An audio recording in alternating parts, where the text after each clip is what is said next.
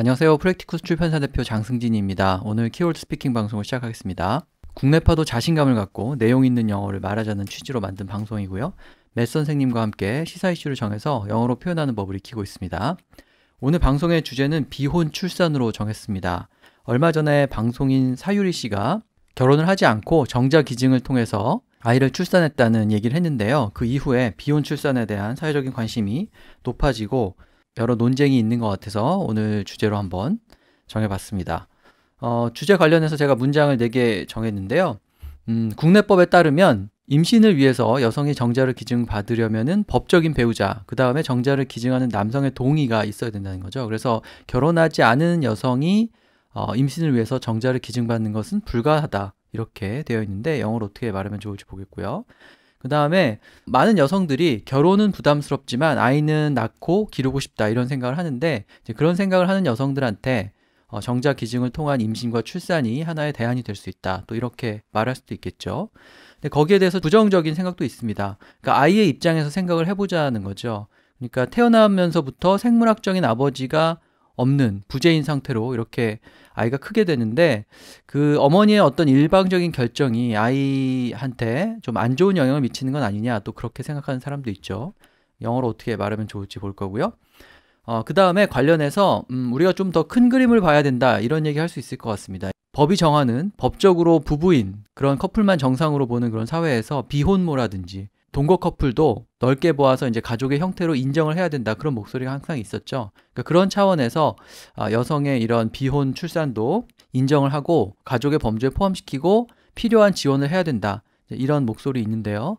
영어로 어떻게 말하면 좋을지 보겠습니다.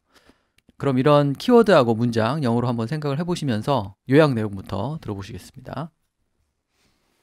One decision by a female celebrity is sending ripples through Korean society.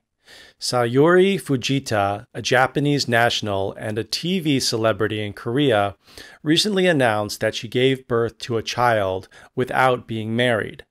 She got pregnant through artificial insemination by using a sperm bank in Japan.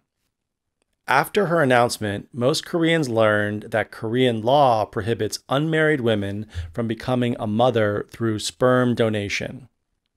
The 41-year-old Japanese said that she wanted a baby but did not want to conform to traditional East Asian standards of being married. This message of hers reverberates with many young Korean women.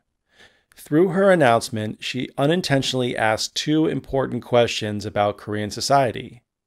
How can we define a family? Do unmarried women have the right to give birth to a child through sperm donation? While many are standing by Sayuri's side, there are those who are not in favor of her decision. They say that her decision is not necessarily right from a child's perspective. Emphasizing the role of a father in a family, they say that such single mothers should think about the future of the child who is denied the existence of their biological father from the beginning. In our society now, there is a lot of talk about women's rights. Also, the traditional concept of a family is required to be changed. Many say that the issue of unmarried women's childbirth through sperm donation should be considered within the frame of changing the definition of what a family is. It is not an easy issue, but needs to be discussed. 네, 요약 내용의 스크립트는 저희 홈페이지나 블로그를 방문하시면 보실 수 있고요. 제가 항상 광고 말씀드리는데 저희 프랙티쿠스 출판사의 종이책과 전자책에 많은 관심 부탁드립니다. 저희는 중급 실용 영어를 기치로 영어 책을 출간하고 있습니다. 네, 그럼 아까 말씀드린 문장 하나씩 볼 텐데요. 국내법에 의하면은 여성이 임신을 하기 위해서 정자를 기증을 받으려면 법적인 배우자, 그 다음에 정자를 기증하는 남성의 동의가 있어야 된다는 거죠. 그래서 결혼을 하지 않은 여성은 정자 기증을 통해서 임신을 하는 것이 원천적으로 불가하다. 이제 이렇게 얘기할 수 있는데요. Under Korean law, a woman can give birth to a child through sperm donation only as long as both her husband and the sperm donor consent. So, unmarried women are not allowed to practice artificial insemination outside of marriage. As the law states, fertility treatment through a sperm donor is allowed if all parties, including a husband, agree to the procedure. Single women, by law, are subject to prosecution if they get pregnant through a sperm donor. So first I want to talk about fertility treatment. So fertility treatment means any type of medical procedure or treatment done by a doctor to help a woman get pregnant. It could mean anything dealing with sperm donation. It could be hormones. It could be medication. It could be helping the husband. But the umbrella term for the entire industry is the fertility industry, fertility treatment, fertility doctor. And then next we talk about a sperm donor. That is a person who donates sperm to someone or gives sperm to what we call a sperm bank, where they store the sperm. And then finally, I said single women by law are subject to prosecution. So usually when we make the statement by law, that means that it is a law. So for example, by law, you cannot go over 100 kilometers an hour in Korea. People do it, but by law, it is punishable. So it's usually a phrase when we state that this is the law for something or you should follow the law. So we say by law before we state something that is legally binding. Artificial insemination is only allowed for married couples. It is against the law for unmarried women to get pregnant using sperm donation. So I wanted to talk about here artificial insemination. So we have fertility, but artificial insemination is a specific procedures. So we have intrauterine insemination, or IUI. That means sperm from the husband or a sperm donor is inserted into the woman when she's ovulating to get pregnant. But then we have in vitro fertilization. Now, in vitro is much more complicated and expensive. That's when the doctor takes the egg out of the woman and sperm from a man and injects the sperm into the egg with a special needle. Then the female's egg is put back into her body. So that's a different type of artificial insemination. So artificial insemination can mean two things: when sperm is inserted or in vitro. 네, 굉장히 낯선 그런 보캐뷸러리들이 많이 나왔는데요. 핵심적인 것들 위주로 좀 기억을 하시면 좋겠고, 제가 처음에 말씀드린 내용을 쭉 이렇게 자연스럽게 영어로 말하기는 어렵겠죠. 그렇지만 그 키워드들을 정확히 말씀을 하시면 충분히 원어민을 만나도 의사소통을 하실 수 있을 거라고 생각이 듭니다. 정자 기증은 sperm donation 이렇게 말할 수 있고요. 그래서 기증하는 사람은 sperm donor 이렇게 말할 수 있고, 우리가 정자은행이라는 말도 쓰니까 그것도 영어로 그대로 sperm bank라고 얘기를 하시면 되죠. 근데 이제 그렇게 구체적으로 말할 수도 있고, 두 번째 대안에 보면 fertility treatment라고 되어 있는데, 정자 기증을 통한 임신을 포함해서 뭐 시험관 아기라든지 인공수정 이런 것들을 모두 아우르는 umbrella category라고 말씀하셨죠. 그러니까 가장 상위 개념, 그러니까 가장 폭이 넓은 개념이라고 보시면 됩니다. 그래서 임신과 관련된 그런 모든 트리트먼트, 그러니까 난임을 해결하는 그런 모든 트리트먼트를 다 포괄하는 이제 그런 용어라고 보시면 되죠. 그래서 fertility treatment라는 말이 있고, 그 다음에 세 번째는 범위를 다시 좁혀가지고 인공수정이라고 하는 artificial insemination이라는 말을 썼죠. 그러니까 지금 사유리 씨 같은 경우에는 말하자면 인공수정을 한 건데, 우리가 시험관 아기라는 말을 하잖아요. 근데 시험관 아기가 이제 영어로는 in vitro fertilization입니다. 근데 이 vitro라는 말이 이제 시험관을 의미하는 건데, 시험관 아기는 여성의 난자를 몸 밖으로 빼서 시험관에서 말 그대로 수정을 시킨 다음에 다시 여성의 몸 안에 넣는 거죠.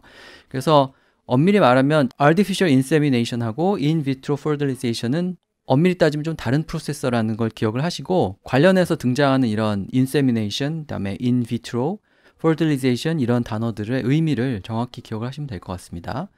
그래서 이제 비혼 출산을 얘기할 때 등장하는 정자 기증과 임신에 관한 얘기는 그렇게 말씀하시면 되고요. 그 다음에 법적인 배우자, 그 다음에 정자 기증 남성의 동의가 있어야 된다 이렇게 말할 때 그 동의는 consent라는 단어를 쓸 수가 있습니다. 우리가 동의한다고 하면은 agree라는 단어를 먼저 떠올리는데요. 이렇게 법적으로 어떤 행위를 하는 것에 대한 동의, 승낙, 이것은 명사로 consent라고 할 수도 있고 동사로 consent라고 또 이렇게 얘기할 수도 있죠.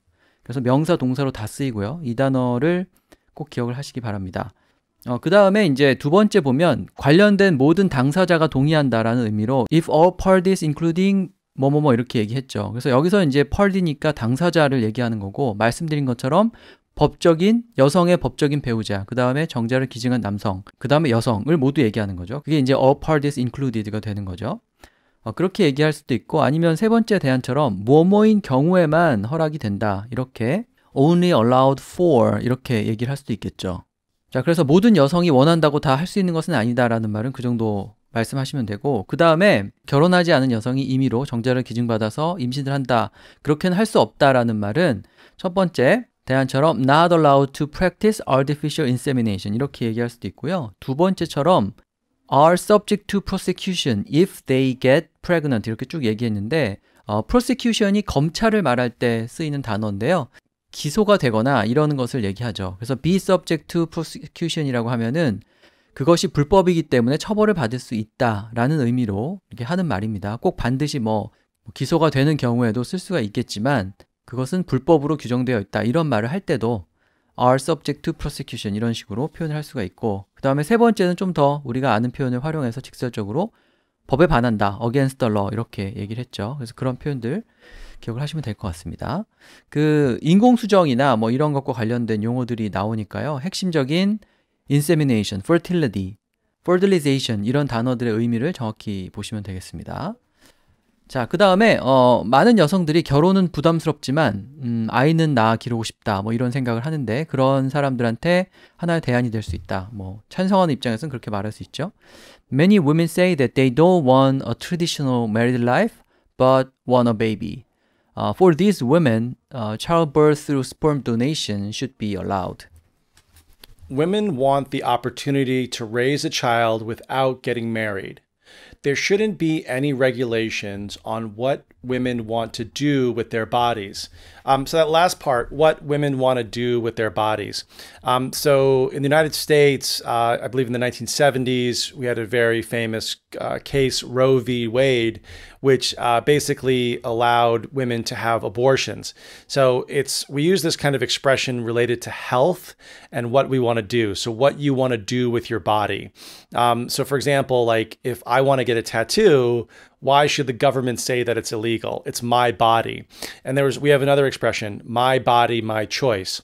So for example, if I want to have a baby, or I want to live a certain way, or, get a tattoo or get plastic surgery, why should the government tell me what I can do with my own body? It's kind of the one thing I have. So it's a very individual way of looking at what you want to do. So the argument is that, hey, it's my body, it's my choice.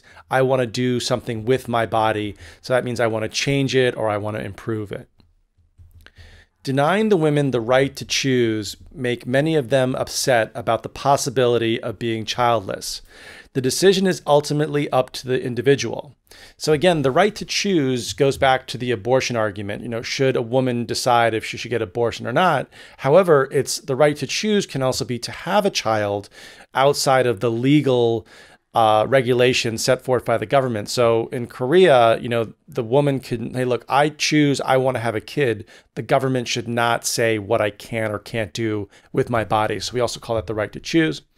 Finally, I said the word childless.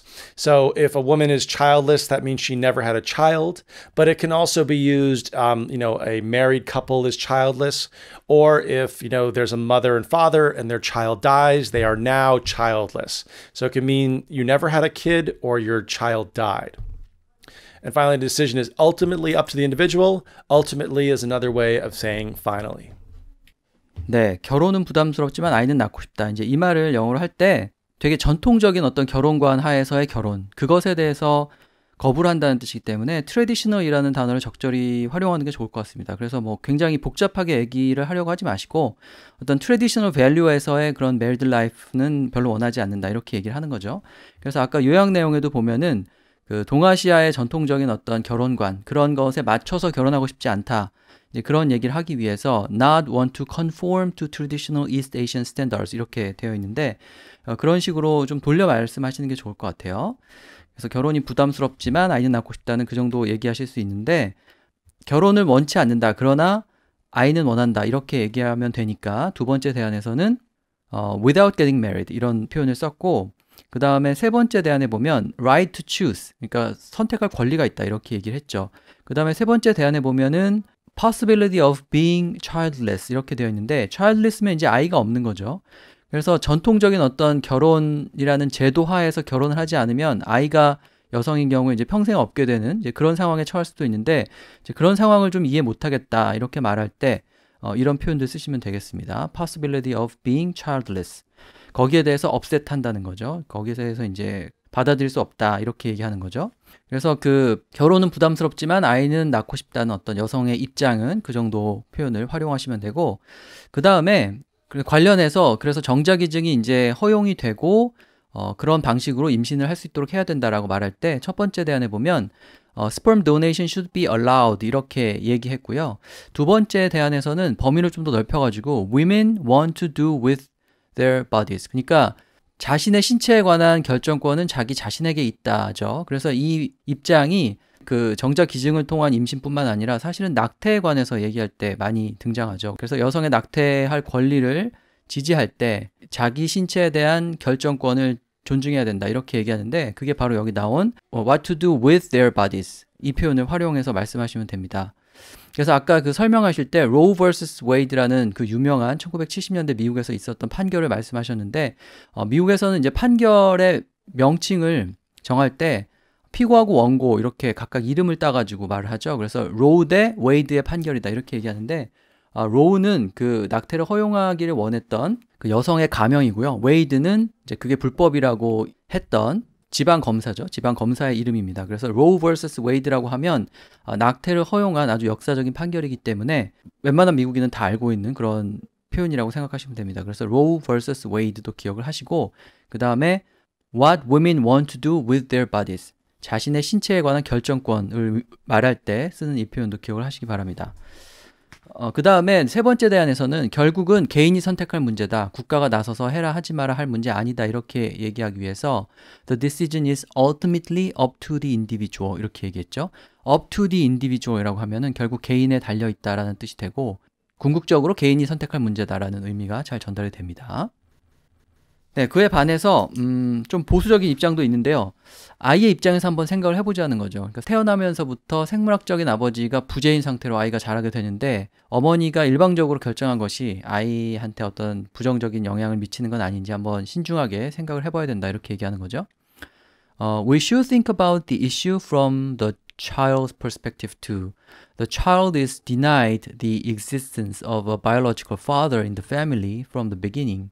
So can it be the best choice for the child? One thing to consider is the feelings of the child. The child did not choose to be raised by a single mother, and societal pressure may have negative effects on the child as they grow up. In this case, you need to think what is best for the child.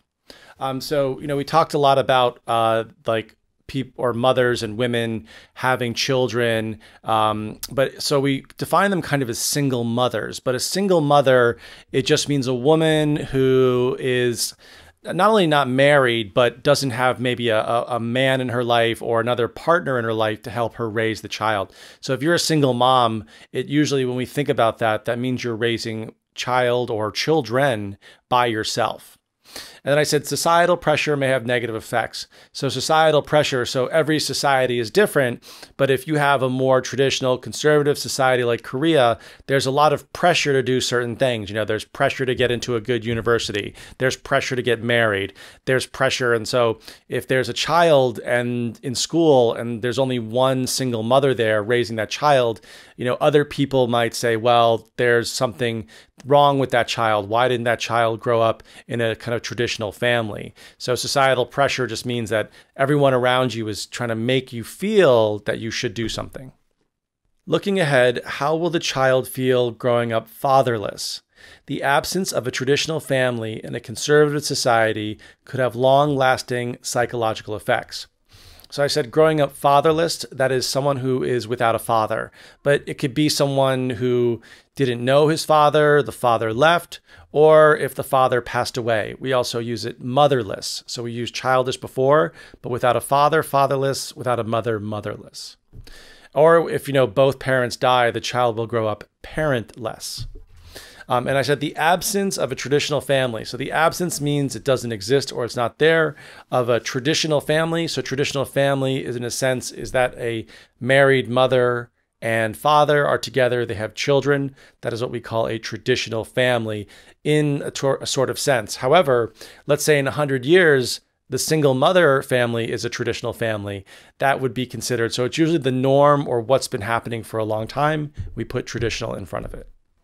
네, 아이의 입장에서 한번 생각해보자라고 할 때 아이의 관점, perspective 뭐 그렇게 얘기할 수 있죠. 그래서 think about the issue from the child's perspective 이렇게 얘기하면 아이 입장에서 한번 생각을 해보자라는 말이 되고 그 말은 이제 구체적으로 표현을 하면은 아이가 어떻게 느낄지를 한번 생각을 해보자라는 뜻이니까 두 번째 대안처럼 feelings of the child 이렇게 얘기할 수도 있죠. 그 다음에 세 번째 보면은 how will the child feel growing up fatherless 이렇게 되어 있는데 아이가 어떻게 느낄지 근데 growing up fatherless 아버지 없이 자라면서 어떻게 느낄지 이렇게 얘기했죠.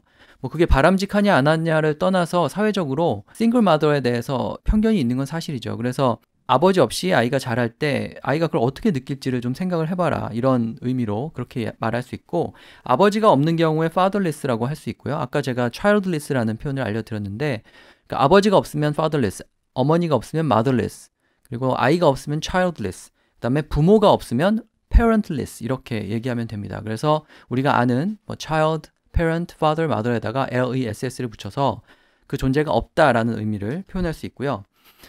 그 다음에 이제 아이의 상황을 말할 때 태어나면서부터 생물학적인 아버지가 부재한다 이렇게 얘기하는 건데 existence of a biological father라고 하면 되죠. 생물학적인 아버지는 이제 biological father고 여성이 결혼을 하면 아버지가 생기는 거기 때문에 biological이라는 말을 여기 이제 따로 넣은 거죠.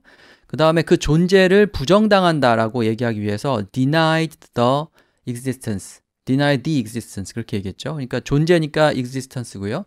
어떤 권리라든지 뭔가 누려야 할 것을 부정당한다고 할 때 누리지 못하는 상황이 될 때 deny를 적절히 활용할 수가 있습니다.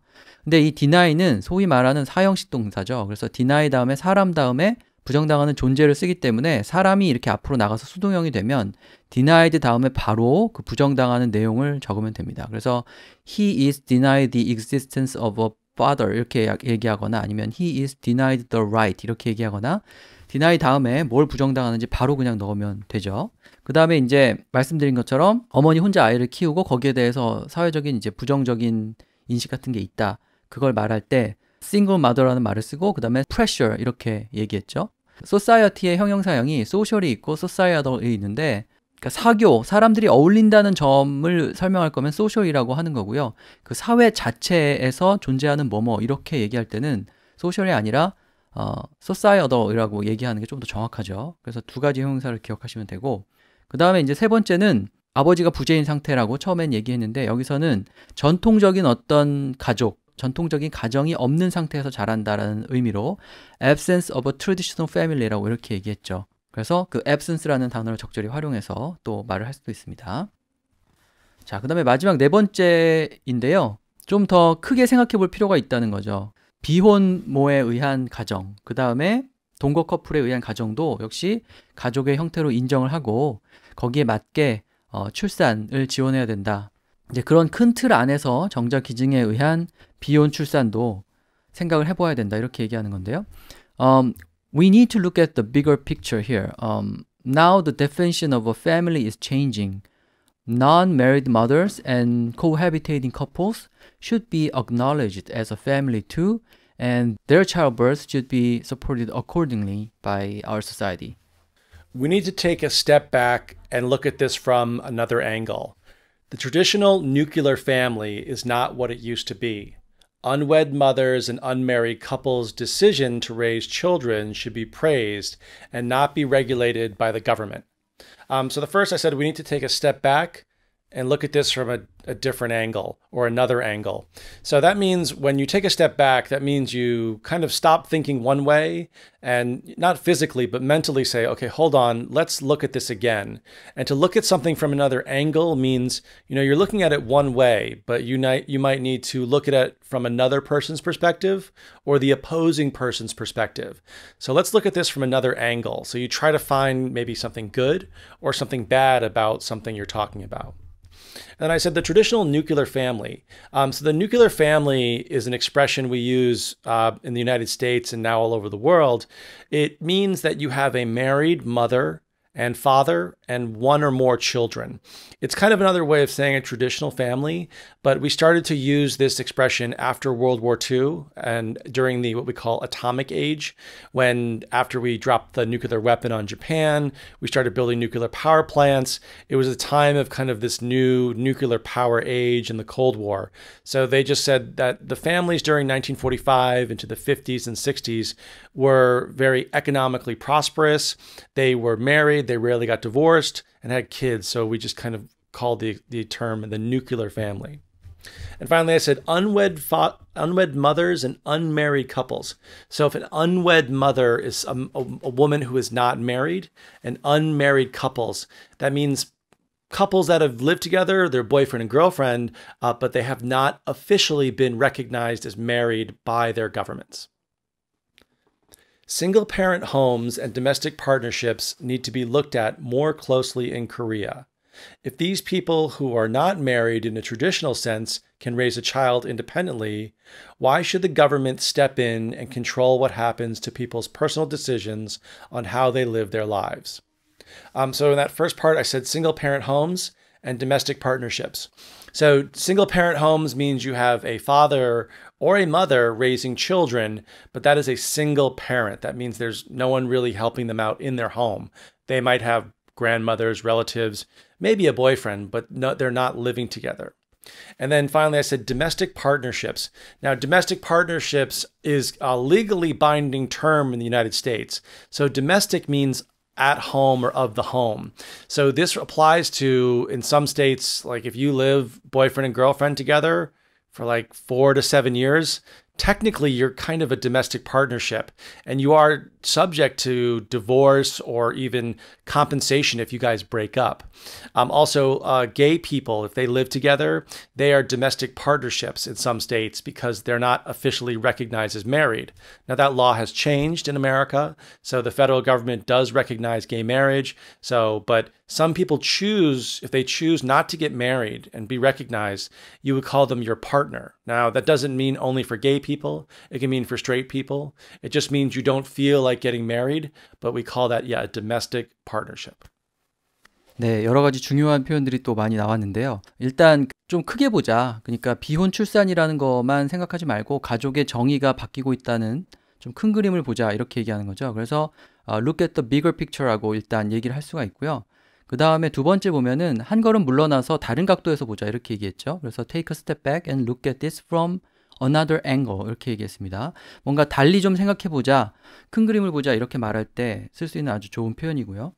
그 다음에 세 번째 보면은 need to be looked at more closely, 좀 더 가까이서 섬세하게 볼 필요가 있다 이렇게 얘기하는 거죠. 무엇을 섬세하게 볼 필요가 있냐라고 할 때 일반 전통적인 어떤 가정만 가족으로 생각하지 말고 비혼모 가정이라든지 아니면은 동거 커플들도 다 가족으로 생각해야 된다. 이제 이 얘기를 하는 건데, 그래서 첫 번째 대안에 보면은 non-married mothers 하고 그 다음에 cohabitating couples, 이게 이제 각각 비혼모하고 그 다음에 동거 커플을 얘기하는 거고요.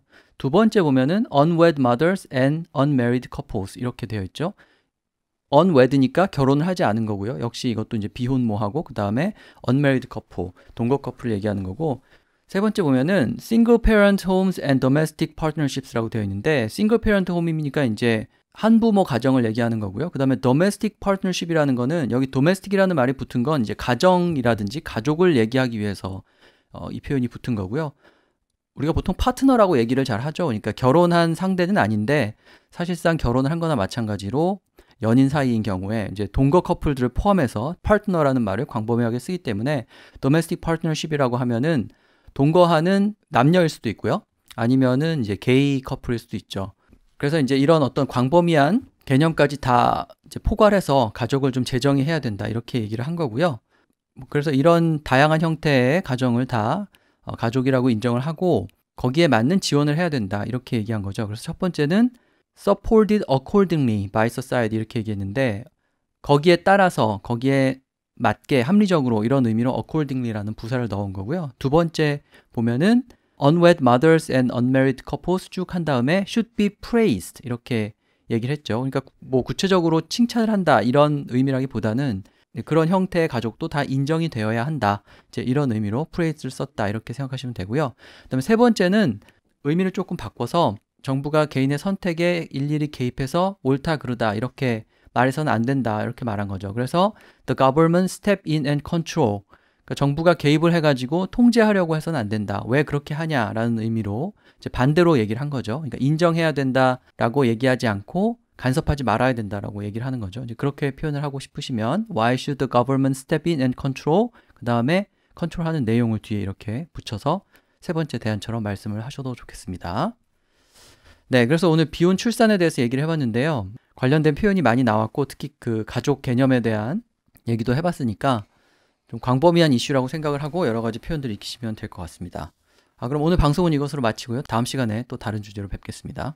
Alright, guys, thanks for watching. Please like and subscribe and check out the Konglish Killer book when you get a chance. Bye bye.